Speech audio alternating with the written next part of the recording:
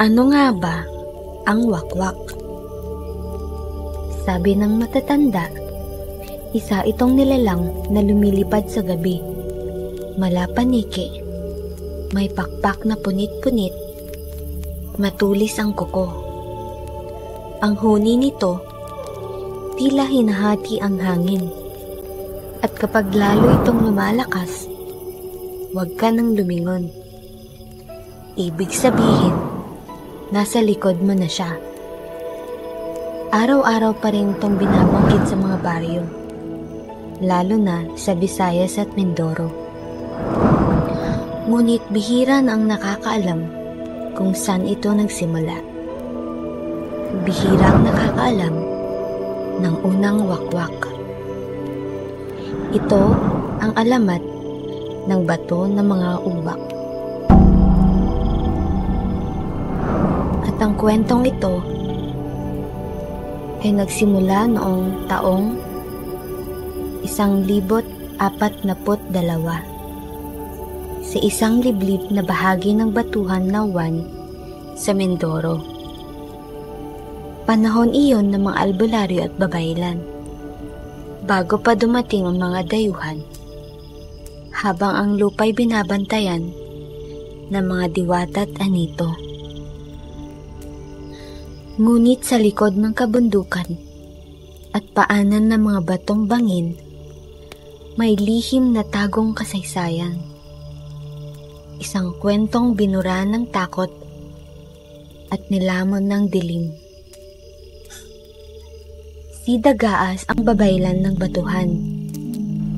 Isang matandang iginagalang dahil sa kanyang kalaman sa espiritu ng lupa, hangin at bituin. Ngunit sa kabila ng kanyang talino, may isa siyang alagad na masigit pa raw ang connection sa mundo ng hindi nakikita. Ang pangalan niya ay Laya.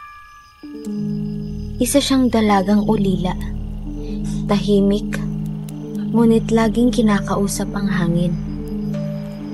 Pinaniniwalaan ng ilan na ipinanganak siya kasabay ng isang pulang buwan. Kaya't dala niya raw ang biyaya ng karunungang itim. Kakaibang anyo ng paggagamot na hindi lahat ng babaylan ay pinahihintulutan. Pero para kay Dagaas, si Laya ay isang anak sa pananampalataya. Tinuruan niya ito ng mga dasal, ng pagsunog ng insenso, at ng pagkikipag-ugnay sa mga diwata. Ngunit may isang bagay na hindi niya kailanman itinuro. Ang pagtawag sa mga bituin na nahulog mula sa langit. Tuwing gabi, sa tuktok ng batuhan, makikita si Laya na nakatingin sa langit. Kinakausap ang kawalan. Kung tunay kang naririyan, bulong niya, bigyan mo ko ng lakas. Ibigay mo ang katarungan. Hindi lang basta panalangin ang mga salitang iyon. Isa iyong panawagan. Isang sumpa.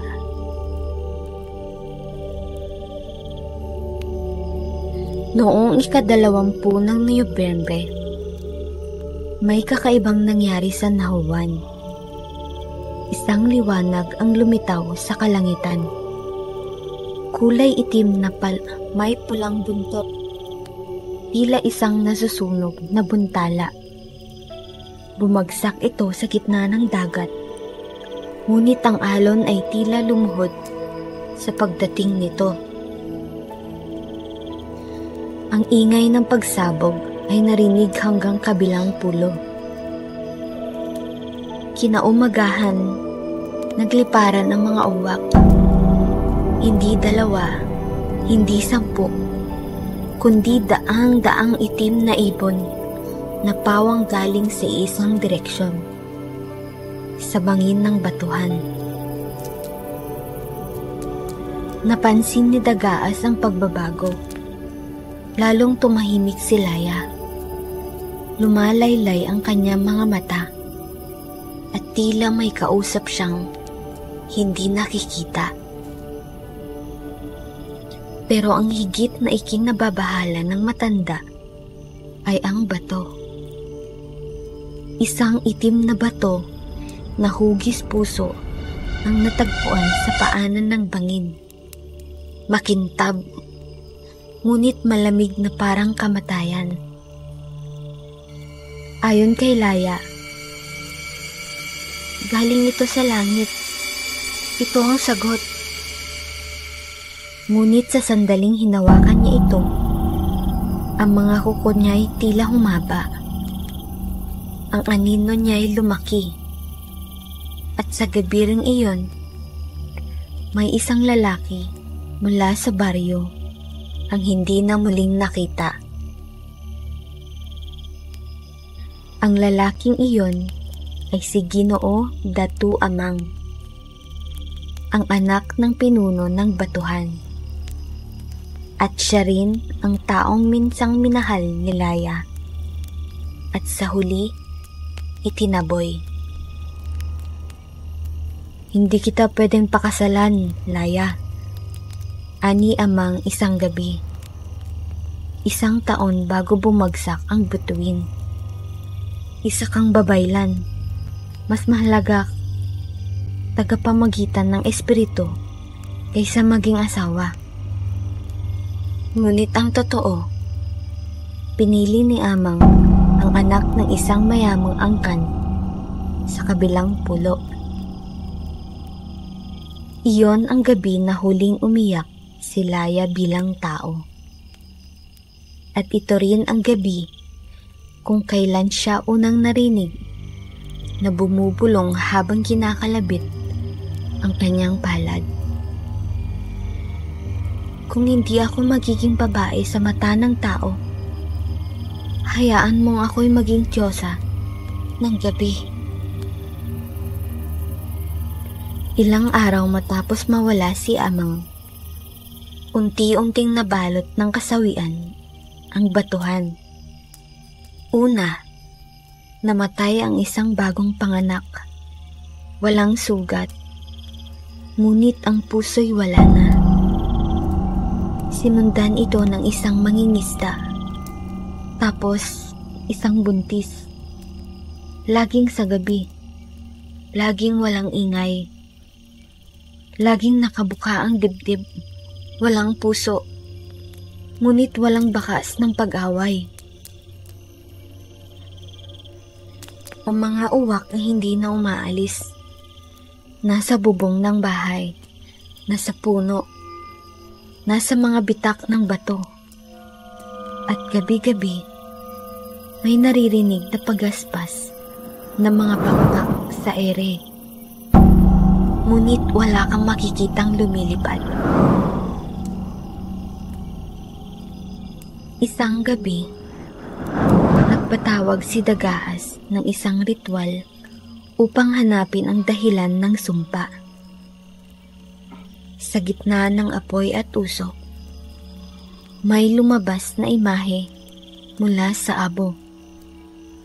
Isang babae, may pakpak, may matatalim na kuko, nakalutang, nakangiti. Hindi ito halimaw, sabi ni Dagaas, habang nanginginig ang boses. Isa itong babaeng isinilang muli, at ang kanyang puso pinutol, tinahi, at pinalitan ng itim na bato. Kinabukasan, isang batang nakakita raw ng nilalang na bumaba mula sa tuktok ng banin. Anya, may pakpak, may mahabang buhok, ngunit ang mukha, tila kalahating babae, kalahating ibon.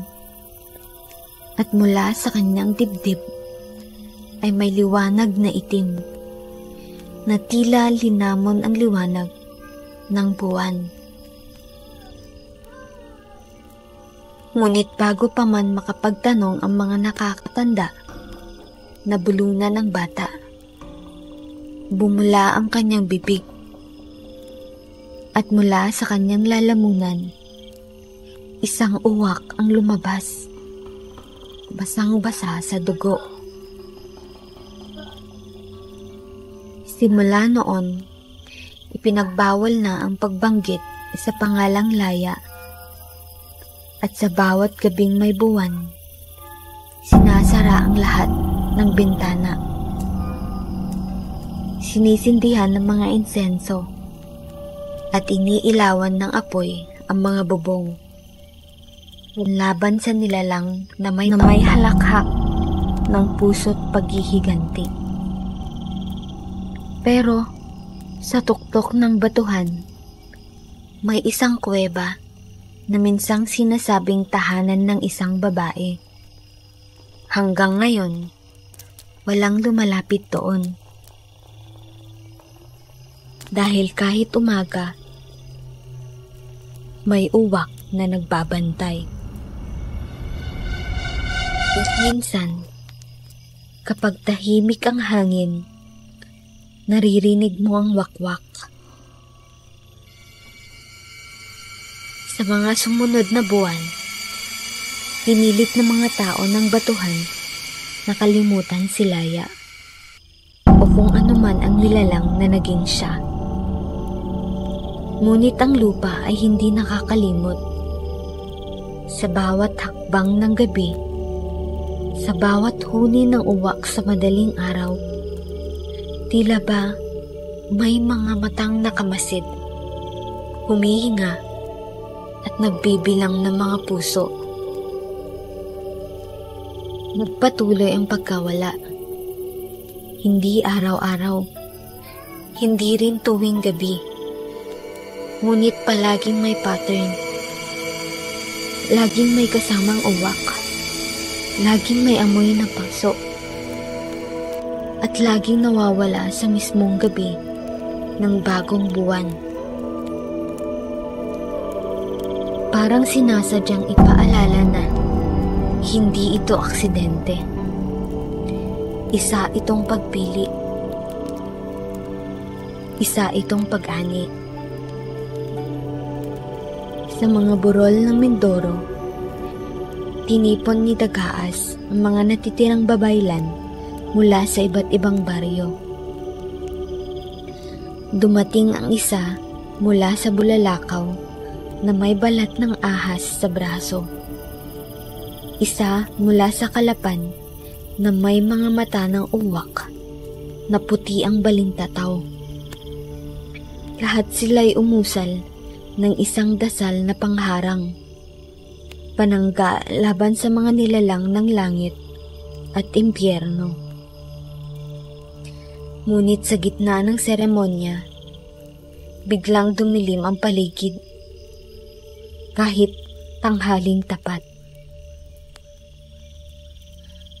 Ang ulap ay parang sinunog na bulak, at ang hangin ay bumigat na tila may pakpak na lumilipad sa itaas. Isa sa mga babaylan ay napasigaw. Hindi ito halimaw. Isa itong bituin na nabuhay sa galit. Biglang bumuka ang lupa sa gitna ng ritual. At mula sa bitak, lumitaw ang isang piraso ng bato. Itim, makintab at tumitibok. Parang puso, parang buhay. Bago pa nila maibasura ang batong iyon sa apoy, isang tinig ang lumusot sa hangin. Hindi malakas, pero sapat para manginig ang lahat. Paglingon nila, ang mga uwak ay nasa paligid na. Tahimik, hindi gumagalaw. Pero ang mga matay pulang-pula. Isang gabi, si Dagaas ay nanaginip. Sa panaginip, Nakita niya si Laya, nakaupo sa gilid ng bangin. Suot ang puting damit na punit-punit na parang balat ng patay na ibon. Sa kanyang kamay, may hawak siyang puso at ito'y pinipiga, dahan-dahan. Hindi mo ba ako naiintindihan, guro? Bulong ng babae. Binigyan nila ako ng dahilan. Ang langit ang pumili sa akin. Ikaw ang nagturo sa akin makinig. Pero ikaw rin ang nagturo sa akin tumahimik. Kaya ngayon, ako na ang nagsasalita. Nang magising si Dagaas, duguan ang kanyang palad. At sa ilalim ng kanyang kutsyon, may itim na balahibo ng uwak na basa ng dugo. Alam niyang hindi na ito sapat. Ang nilalang na dati babae, ngayon ay ganap ng nilikha ng bituin at hinubog ng sugat. Lumipas ang panahon. Ang batuhan ay unti-unting iniwan ng mga tao. Ang mga natira, pawang matanda at bulag. Sinasabing pinili ng wakwak na hayaang mabuhay. Pero may isang pamilya na nanatili, matatag. Si Mang Ingo at ang kanyang anak na babae, si Salome. Si Salome ay kasing edad ni Laya nang una siyang tinuruan ni Dagaas. Maganda, masayahin, at may mahaba ring ugnayan sa kalikasan. Ngunit sa kabila ng kanyang giliw, may kakaiba siyang hilig. Mahilig siyang mangalap ng bato. Mga kakaibang bato. At isang araw, sa ilalim ng malaking ugat ng balete malapit sa balon, nakakita siya ng itim na batong tila humihinga. Mainit sa palad, parang dugo. Parang tumatawag sa akin, sabi niya kay Mang Ingo. Nabahala ang matanda. Sa takot, binalot niya ang bato sa telang may abo ng insenso. Saka inilibing malalim sa lupa. Ngunit sa sumunod na gabi, wala na ang bato. At si Salome, hindi na nagising. Nakalugmok siya sa kanyang banig, walang kalos, ngunit sa kanyang dibdib, may marka. Isang pabilog na hiwa, tila ginawa ng kuko. At sa ilalim ng kanyang dila, may nakasulat sa sinaunang baybayin. Kailangan ng kapalit. Naisip ni Dagaas, hindi pa tapos ang bato. Hindi ito iisang piraso. Isa itong binhi. At ang bawat pusong kinukuha ay pataba.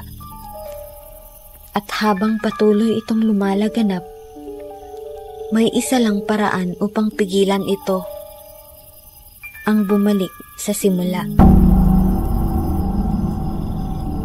Ang bangin ng batuhan, ang tuktok na kinasasabing pinanggagalingan ng lahat.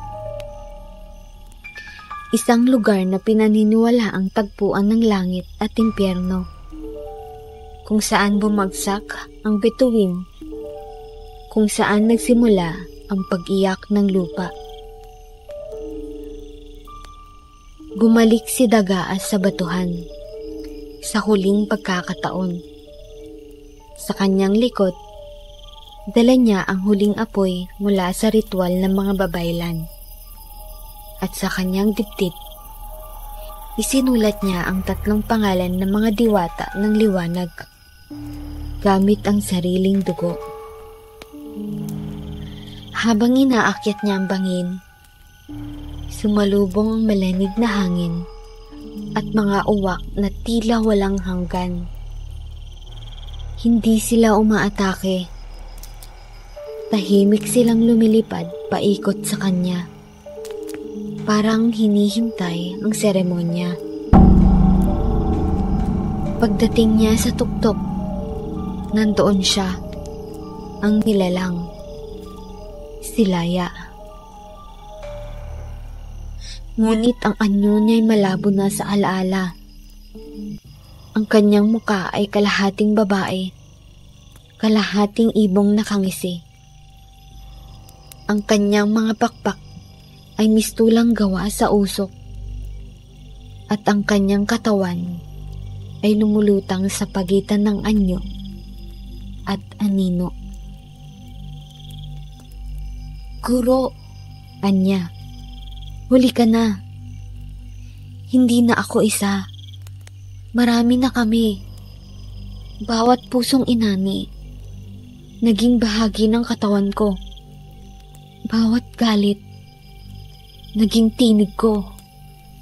At bawat bituin, may kapatid na paparating." Bumuka ang langit, at ang liwanag mula sa bumabagsak na bituin ay lumusot sa ulap na parang apoy na itim. Hindi ito liwanag ng pag-asa, kundi ningas ng pagbagsak. Parang apoy na hindi para magbigay ng init, kundi para tunawin ang kaluluwa. Si Dagaas, kahit nanginginig, ay nanatiling nakatayo sa harap ni Laya. Ngayon hindi na babae, kundi sisidlan ng puwersang hindi kayang unawain ng tao. Ang kanyang mga pakpak ay kumakampay ng dahan-dahan, pero ang hangin sa paligid ay parang sinasakal. Sa bawat tibok ng kanyang dibdib, parang may pusong dumadagundong sa kailaliman ng lupa. "Isa lang ang tanong ko," bulong ni Dagaas. "Ito ba talaga ang gusto mo, Laya? Ganito ba kahalaga ang paghihiganti?" Tumawa ang wakwak. Isang tawang parang pinagsamang huni ng uwak, sigaw ng sugatang babae, at alingaw-ngaw ng bitak na kalupaan. "Guro, ito na ako ngayon. Hindi mo ba ako nakikilala? Ako ang galit ng mga babae na sinunog, ang lupa ng mga ina na inagawan ng anak, ang tinig ng lahat ng pinatahimik ng takot. At ngayon, ako ang ina ng bagong panahon." Sa kanyang likuran, bumagsak ang pulang bituin sa kagubatan sa ilalim ng batuhan. Isang pagsabog ng ilaw at usok ang sumunod. Ngunit hindi apoy ang lumabas, kundi mga anino. Mga aninong may pakpak, mga aninong may mata, ngunit walang mukha. Isinilang sa galit, sa lihim, sa dilim. Mga bagong wakwak. Alam ni Dagaas na wala na siyang oras. Isinabit niya ang huling tanglaw ng mga babaylan sa kanyang dibdib. Isang pulang amuleto na may langhap ng insenso, selyadong may dasal ng 3 henerasyon. Isang huling dasal, hindi para pumatay, kundi para isarado. Bago pa siya maabot ng unang aninong bagong silang, binaon niya ang kanyang kutsilyong may ukit ng sinaunang baybayin sa mismong bato kung saan unang tumapak si Laya. Batuhan, ilibing mo ang galit. Isara mo ang sugat. Hanggang sa dumating ang panahong kaya na ng mundo ang katotohanan. Isang nakakabinging sigaw ang lumabas mula sa kailaliman. Ang langit ay parang napunit. Ang lupa ay bumuka. At sa isang kisap mata, ang bangin ay nilamon ng sarili nitong anino. Pagkatapos ng gabi ng liwanag, katahimikan ang pumalit. Isang uri ng katahimikang hindi natural.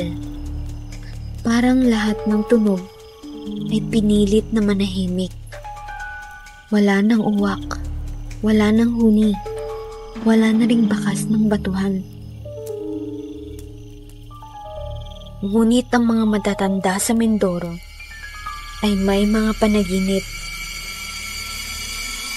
Sabi nila, tuwing bagong buwan, may naririnig silang pakpak sa dilim.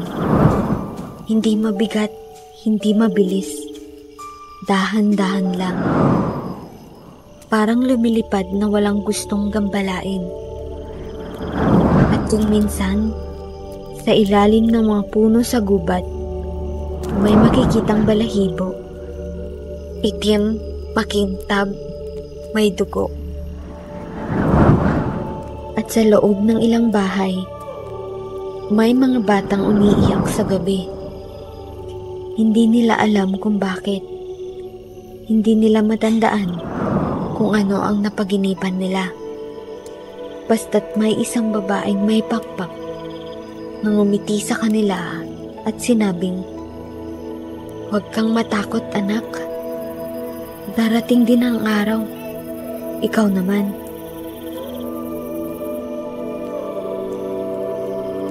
Ito ang alamat ng bato ng mga uwak.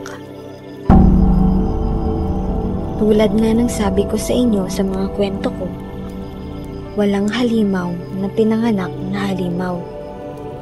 Nililikha sila ng galit, ng luha, at ng mga lihim na binalwala ng panahon. Ang wakwak na ipinanganak ng isang bituin, isang babaeng sinaktan, at sa sakit ay ginawang sisidlan ng kapangyarihang hindi para sa mundo. Hanggang ngayon, ang bangin ng batuhan ay hindi na makita sa mapa. Parang burado. Parang hindi kailanman umiral. Pero kung sakali mang makarinig ka ng pagaspas ng pakpak tuwing walang buwan sa langit, tumingin ka sa itaas. Huwag kang lumabas. At tanungin mo ang sarili mo, ikaw ba'y isa sa mga pinili o isa sa mga susunod?